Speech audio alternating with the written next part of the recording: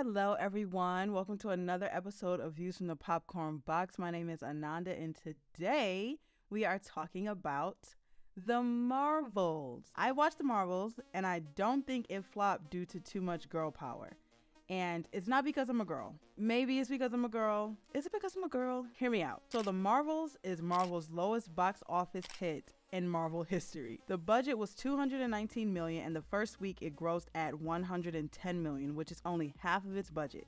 But I do want to say that for a movie with a black female director and 3-woman lead, $100 million is amazing for first weekend box office. But that does not take away from the fact that for Marvel, it is a flop. My biggest problem though is that this flop is being blamed on being woke or having 3 women as the lead, which I don't necessarily think is true. There has been action movies in the past with women leads that have no problem hitting big box office numbers. So while I do think there is a percentage of people who chose not to see this movie due to gender reasons, I think The Marvels has suffered from a different series of unfortunate events. Friend of yours? Hi. This is Marvel's 3rd film released this year, following Guardians of the Galaxy Volume 3 and Ant-Man and the Wasp: Quantumania. I think there is a sense of Marvel fatigue. Plenty of people have criticized Marvel for not pouring into the stories they release, and someone on Twitter even made this graphic showcasing how different this phase has been, where there are multiple shows and movies being released all in one year. Not only does the audience not have time to process these characters and their stories, the creators also don't have time to create stories with depth. I've talked about this in my previous Marvel video.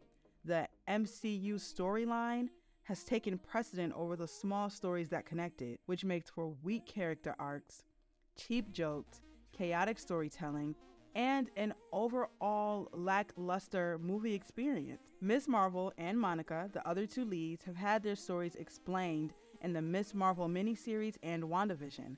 But the truth is, some people just haven't watched those Disney Plus shows.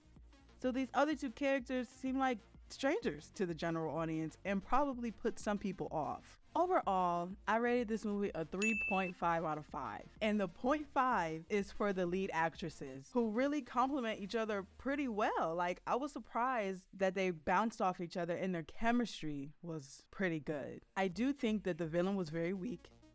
Captain Marvel's character arc was okay, to say the least. And this movie just feels like another cog in the machine, another tally to mark off before we get to our Endgame 2.0.